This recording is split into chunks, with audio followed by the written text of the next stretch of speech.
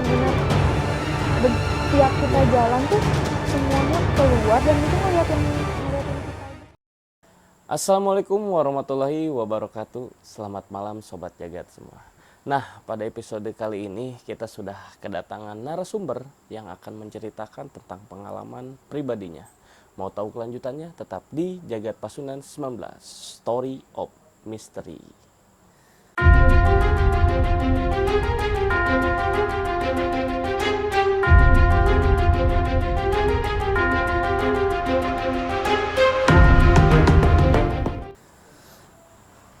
Oke, di sini sekarang sudah ada siapa? Bunga ya. Oke, di sini sudah ada Bunga yang akan menceritakan tentang masuknya apa ya? Pengalaman pribadi berarti ya, Teh ya. Sok boleh Teh, boleh diceritakan aja lah secara langsung gitu kan tentang pengalaman apa sih yang ya dari awalnya aja dulu gitu. Kalau dari awal sebenarnya nggak ngerasa aneh ya, karena ya mungkin selayaknya anak-anak pada umumnya yang punya fantasi hayalannya sendiri gitu. Jadi dulu sih mikirnya ya apa yang aku lihat orang lain juga lihat. Oh iya. Jadi kayak nggak ngerasa itu tuh Berbeda aneh. gitu ya, Iya, betul. gitu, nggak ngerasa beda sama yang lain juga. Terus mulai ngerasa kok kayaknya aku beda ya gitu, kok teman-teman aku enggak, itu tuh SMP. Iya. Oh berarti awalnya itu dari pas SD berarti ya udah mulai. Kalau kata mama, maksudnya dari orang tua Oh, sih iya. bilangnya dari kecil. Dari kecil sering, kadang katanya dulu kalau misalnya habis dari rumah nenek, almarhum nenek itu pulang sendiri, nanti ditanya sama bapak kayak ini kan aku kalau di rumah dipanggilnya enggak ya kalau dulu. Oh iya. Pulang sama siapa? Sama abah, padahal dulu kakek nenek aku waktu masih ada itu di kebun, jadi di rumah tuh nggak ada orang.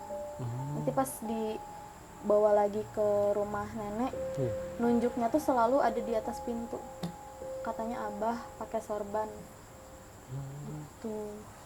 Iya. Oh berarti dari kecil tuh sudah apa ya disebutnya bisa melihat gitu ya.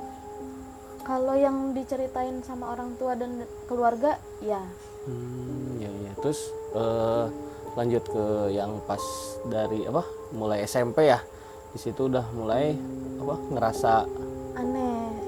iya. Karena kalau SMP kan udah mulai aktif ya, kegiatan OSIS dan lain-lain, kadang juga sampai nginep di sekolah gitu. Terus ya itu yang kayaknya harusnya nggak ada di sekolah, kayak misalnya ada anak kecil di sekolah kan harusnya dulu tuh misalnya malam-malam atau dini hari gitu pas menjelang jurit malam, Iya. harusnya nggak ada tapi ada. Terus pas aku bilang kayak itu siapa sih, teman-teman aku nggak ada yang Udah lihat ngeliat gitu ya. gitu. Berarti semenjak SMP itu malah semakin peka ya terhadap hal-hal seperti itu gitu kan. Iya.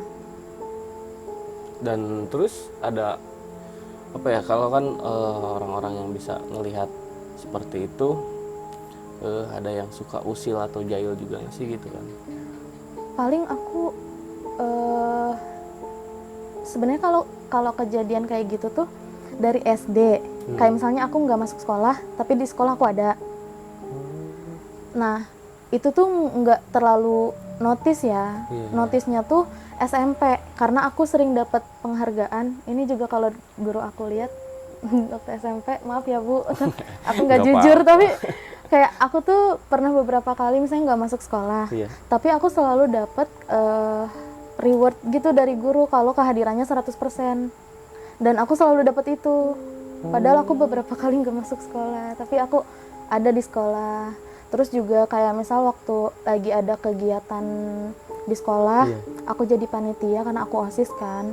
Terus ya itu aku di bawah sama teman aku, tapi ternyata itu bukan teman aku karena teman aku itu pingsan di atas.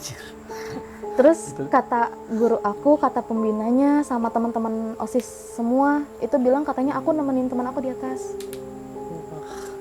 Padahal aku di bawah nungguin orang-orang pada jurit malam, kok nggak ada terus ya pesertanya.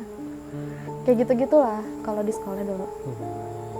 Terus ada lagi nggak selain di sekolah gitu aktivitas-aktivitas yang sering Bunga lihat gitu, kayak lebih intens di sekolah apa di rumah sih? Kalau intens sebenarnya di rumah. Di rumah. Iya, tapi sempat ada pengalaman yang itu bikin aku tuh trauma berkepanjangan sampai bertahun-tahun, bahkan sampai aku kerja.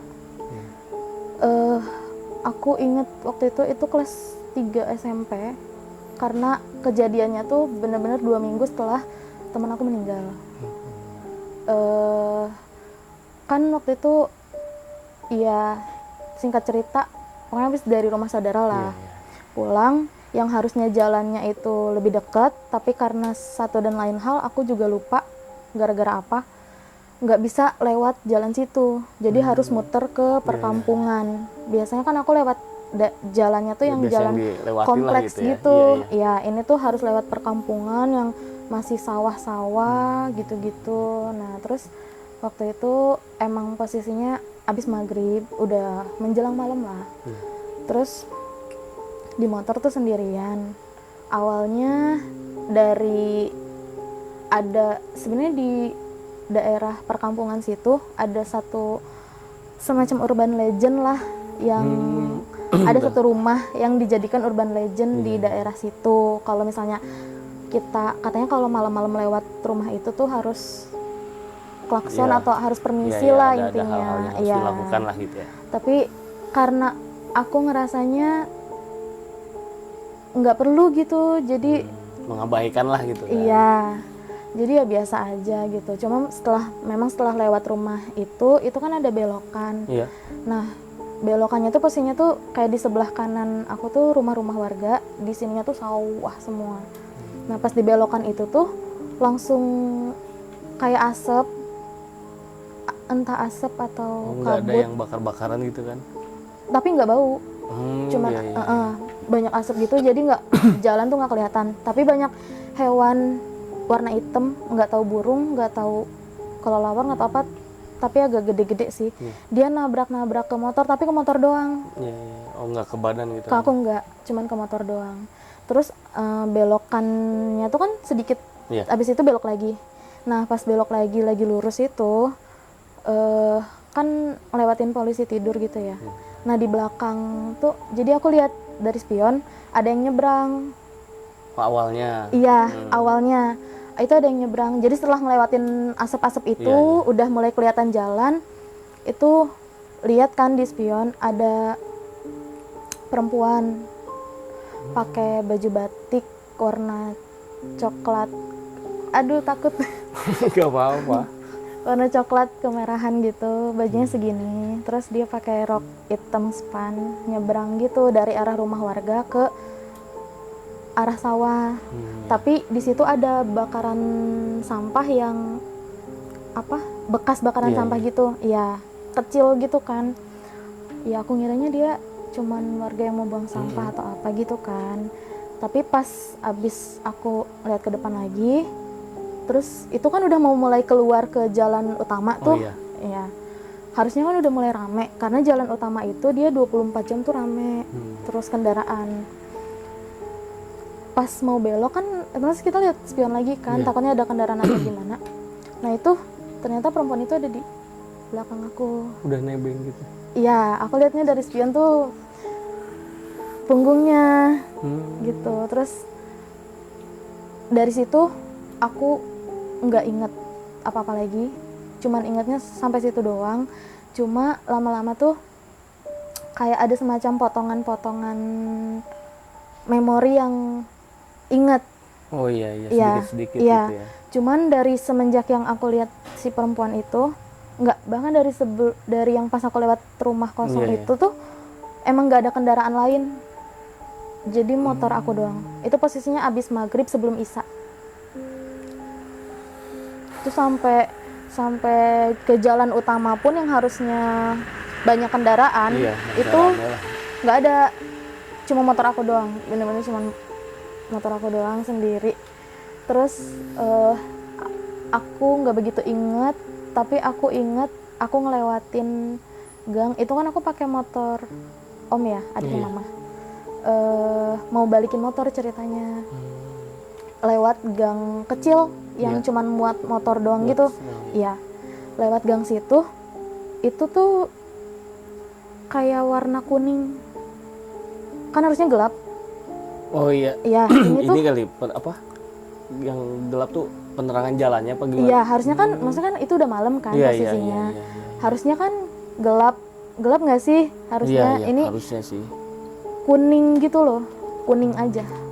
Iya, iya. Dan Terus nggak ketemu siapa-siapa. Pokoknya di jalan sendiri tuh aja pure itu. iya kosong, bener-bener kosong banget. Sampai aku nyampe ke rumah om aku itu udah aku nggak inget apa-apa lagi. Jadi aku cuman diceritain aja sama mama, katanya ada tetangga yang ngomong lah ke mama gitu, kayak dia katanya ketemu sama si Bunga, dipanggilin tapi nggak nyaut, katanya ditanya tapi nggak nyaut, padahal aku nggak ngerasa ketemu sama siapa-siapa.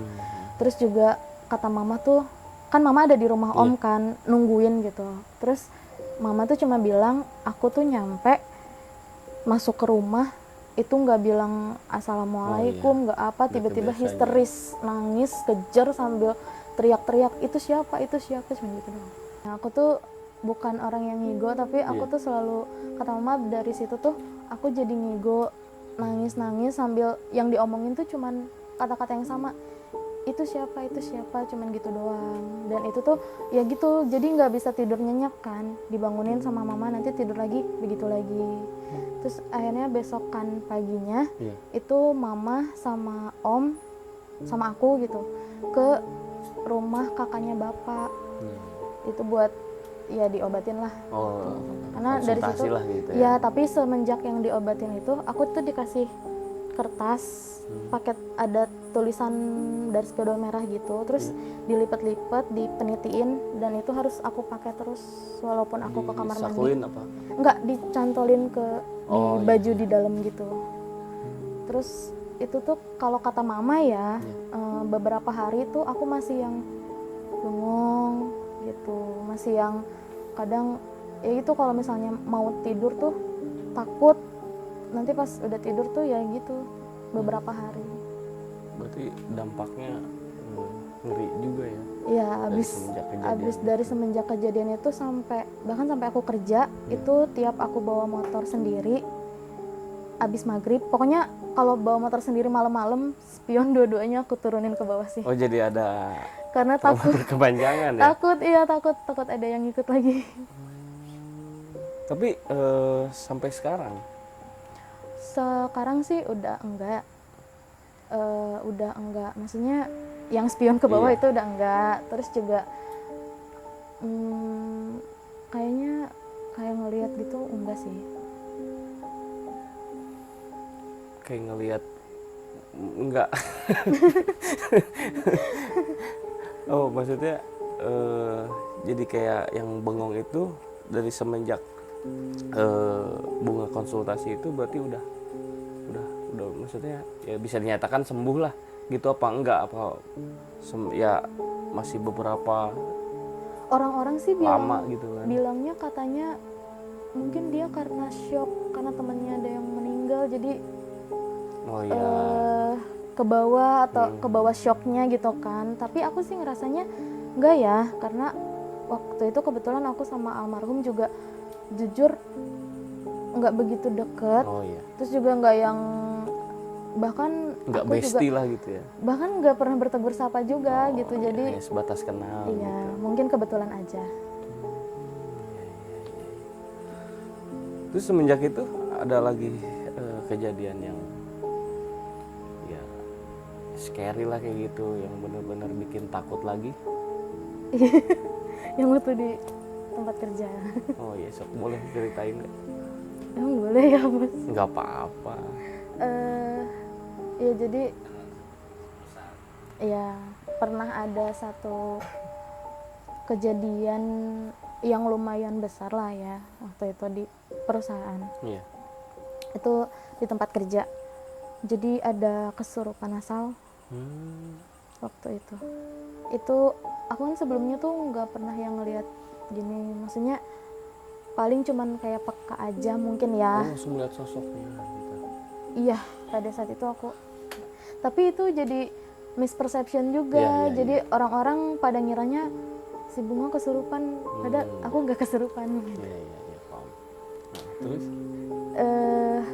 Kan sebelum-sebelumnya tuh biasanya kalaupun emang nggak sengaja kelihatan, itu kan memang bagus, bukan bagus ya, maksudnya utuh ya. Oh iya. Kayak manusia aja betul. Gitu loh. Iya. Cuma mungkin memang agak bedanya kayak yang pernah ada di ruangan yang ada salah satu ruangan lah ya, di ruangan yang lama itu kayak misalnya enggak lazimnya tuh cuman ada satu yang dia giginya tuh runcing, rambutnya merah itu, sama yang ya itu yang tertutup semua gitu, entah pakai jubah atau apa, nggak ngerti lah. Itu yang paling yang nggak lazimnya kayak gitu. Kalau yang lainnya kan paling ya sama aja kayak kita selayaknya manusia gitu utuh, cuma mungkin karena dia posisinya ada di atas aja, jadi ini nggak harus manusia, kayaknya nggak harus ada di situ gitu. Cuma waktu yang pas kesurupan massal itu kenapa jadi histeris, karena pertama ngelihatnya tuh real, kayak kita ngelihat kayak aku ngelihat kayak gini, tapi juga nggak utuh gitu lah.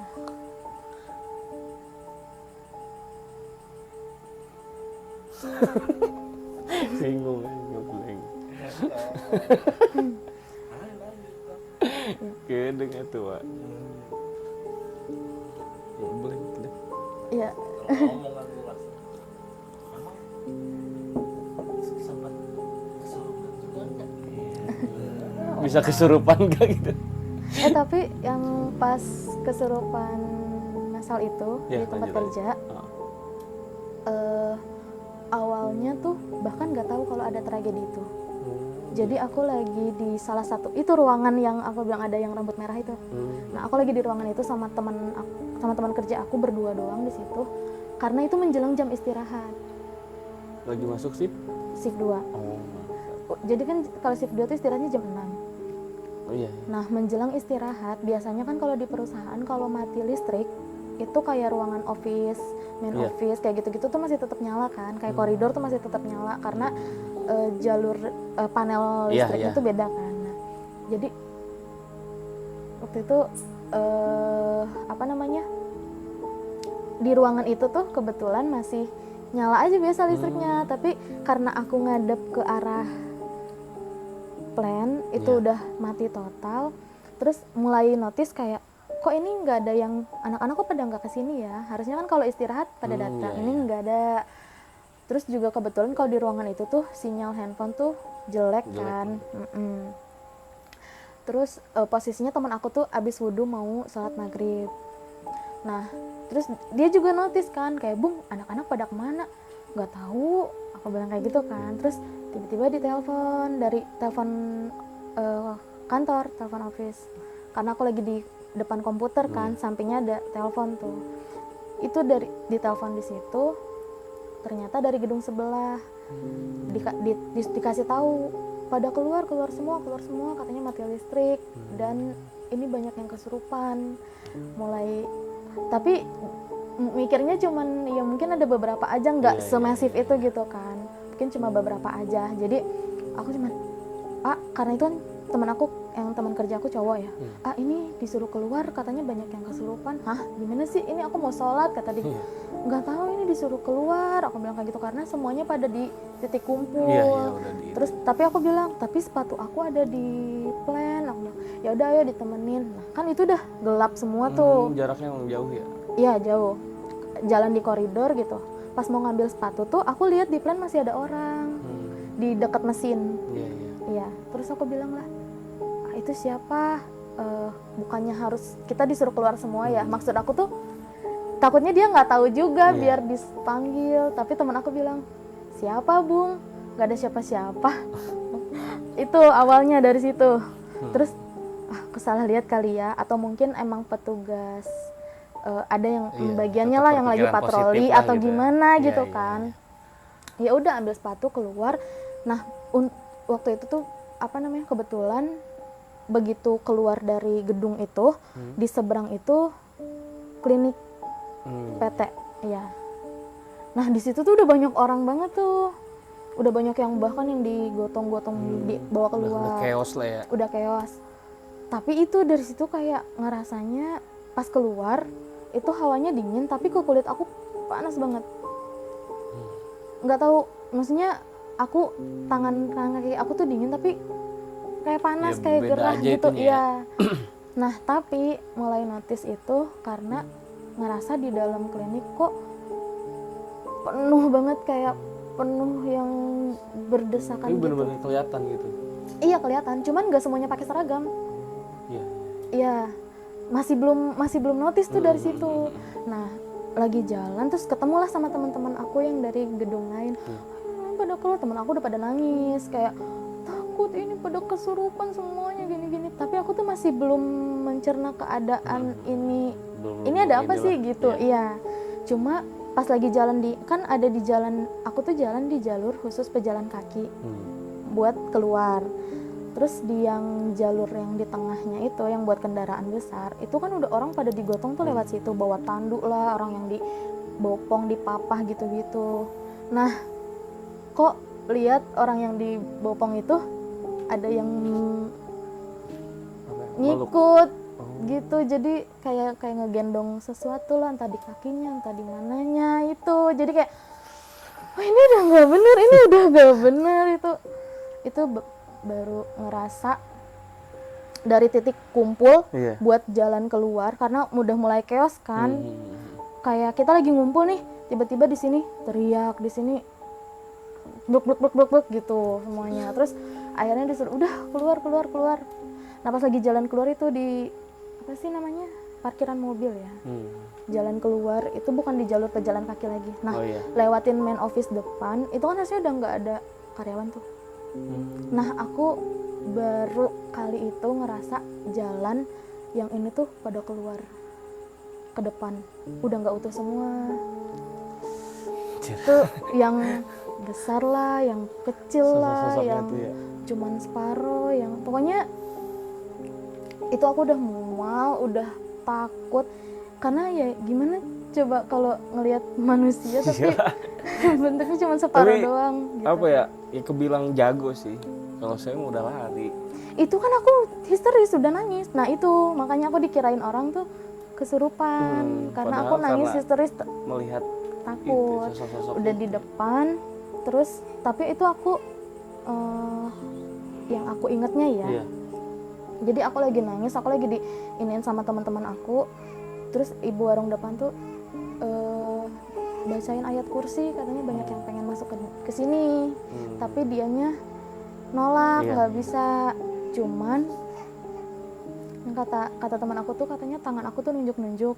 Tapi yang aku tunjuk tiba-tiba ada yang kesurupan di situ. Ntar aku nunjuk kemana, ada yang kesurupan di situ. Jadi kayak seakan-akan ngasih tahu kalau itu loh di titik-titiknya tuh. Terus aku sempet, yang aku inget tuh aku bilang sama temen aku, itu di warung yang itu jangan ngumpul di dalam, ternyata benar ada yang kesurupan.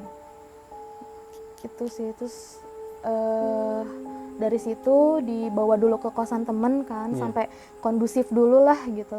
Oh, jadi situasinya. nggak di apa ya kasarnya? Diobatin di situ enggak? Enggak, karena aku takut, aku nggak kuat. Aku bilang, karena di situ tuh aku cuman merem aja kan, aku merem pegangan ke teman aku. Terus aku bilang, aku takut, aku nggak mau ada di sini. Karena itu bener-bener tiap kita jalan tuh semuanya keluar dan itu ngeliatin kita gitu loh. Kayak kita rombongan arak-arakan yang lagi jalan Dan keluar, itu terus orang pandangannya nontonin. mereka kok bunga semua gitu ya rasanya Nggak gitu tahu kan. ke aku atau ke kita semua lah gitu yang jalan keluar itu. Jadi aku gak kuat, aku nggak mau ada di sini. Itu aku pulang. Masalahnya ngeri juga karena yang dilihatnya kan ya biasanya satu atau dua lah. Iya, Ini itu berarti bisa nyampe ratusan ya. puluhan atau ratusan ya. Karena itu bener-bener yang gimana ya? Ya kayak karyawan pabrik pulang aja gitu Iya ya gitu, berarti ya. dari dalam tuh pada muncul keluar set semuanya gitu. Iya. Terus setelah itu ada yang pas tadi apa? Iya, habis kontrakan.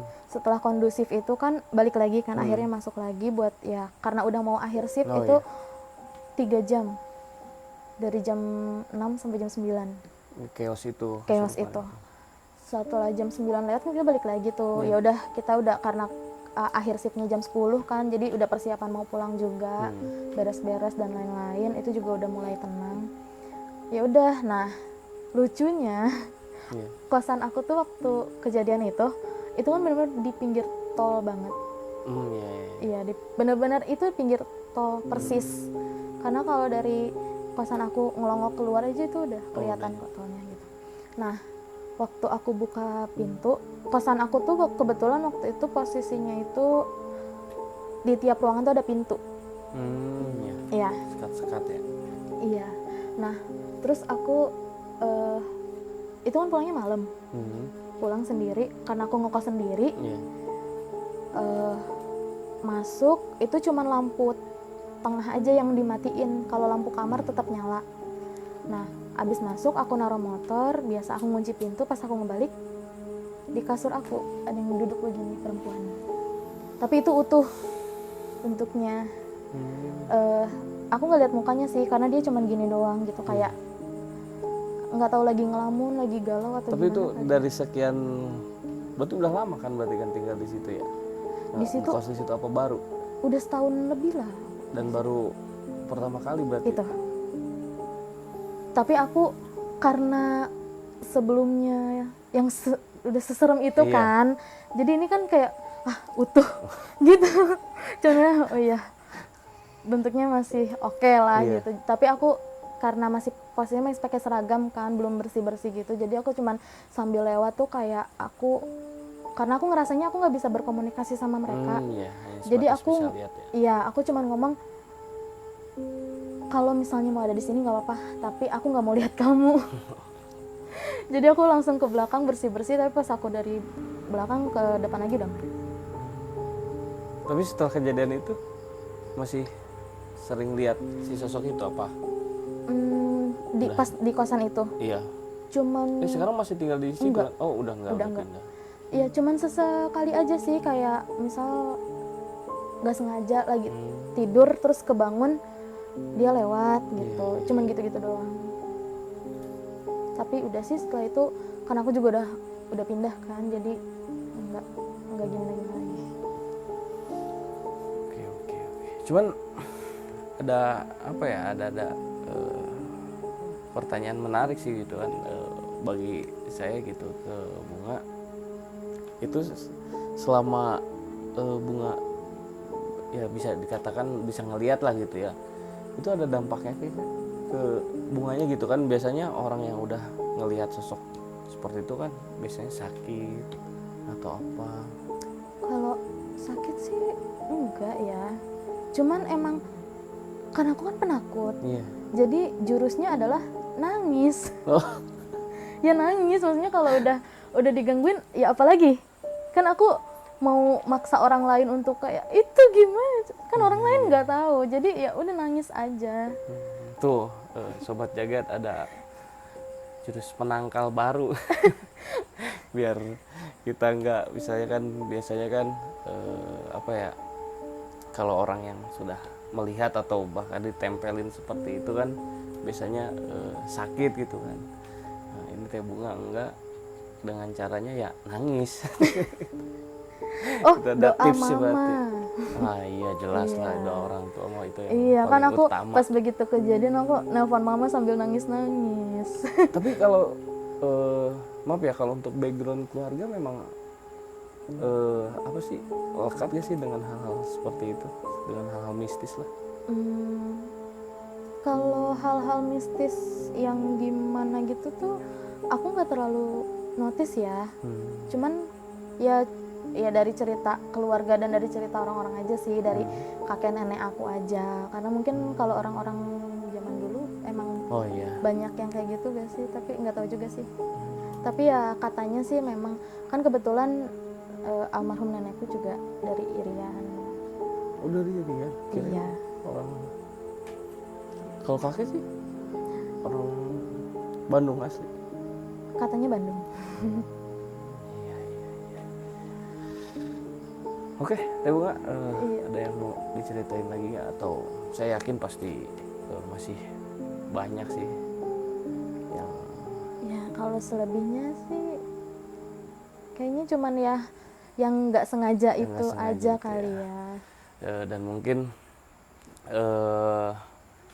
apa ya, bisa Bunga simpen dulu untuk ya mungkin kalau video ini rame nanti kita akan part 2 nih sama Teh Bunga, karena saya memiliki keyakinan Teh Bunga ini apa ya, pasti punya banyak lah pengalaman-pengalaman tentang misteri atau horor pastinya. Takut banget. Nggak apa-apa. Mungkin cukup Teh Bunga. Terima kasih. Oke. Dan mungkin Teh Bunga punya apa ya, sosial media atau apa yang boleh di share gitu kan buat sobat jagat semua. Boleh ada di Instagramnya aja lah. @bungacigita. A-nya 3. Oke tuh sobat jagat, nanti kita tulislah di kolom deskripsi, siapa tahu sobat jagat mau silaturahmi atau apa. Oke, dan tentunya saya kembali mengingatkan bagi sobat jagat semua yang punya cerita atau pengalaman misteri, kalian bisa kirimkan melalui email kita di ngajagatpasundan@gmail.com, dan kalian juga bisa melakukan pesan atau direct message ke Instagram kita di jagat_pasundan_19. Nanti kita akan tulis di kolom deskripsi. Oh iya, dan mungkin bagi sobat jagat yang menanyakan gitu kan, baju yang saya pakai gitu kan, ini atau bisa dikatakan official merchandise-nya dari Jagat Pasundan nih, karena sudah ada apa ya disebutnya 2 katalog lah gitu. Nanti mungkin bisa dicek dan follow juga di Instagramnya Jagat Pasundan aja. Di situ nanti kita tulislah cara untuk pemesanan gitu kan, bagi sobat jagat yang mau punya baju sama kayak saya gitu kan, genderuwo. Untuk saat ini udah ada 2 yang apa ya sebutnya, 2 edisi. Yang pertama yang saya pakai ini edisi genderuwo, dan yang kedua ada sosok yang selalu menemani Teh Bunga. Itu si kuntil anak merah. Oh bos. Oke, sobat jagat, jangan lupa subscribe, like and comment. dan komen, dan jangan lupa juga aktifkan lonceng notifikasi agar kalian selalu mendapatkan notifikasi dari video-video terbaru di Jagat Pasundan 19. Saya Dio dan Teh Bunga dan seluruh tim Jagat Pasundan 19 pamit undur diri. Assalamualaikum warahmatullahi wabarakatuh. Waalaikumsalam warahmatullahi wabarakatuh.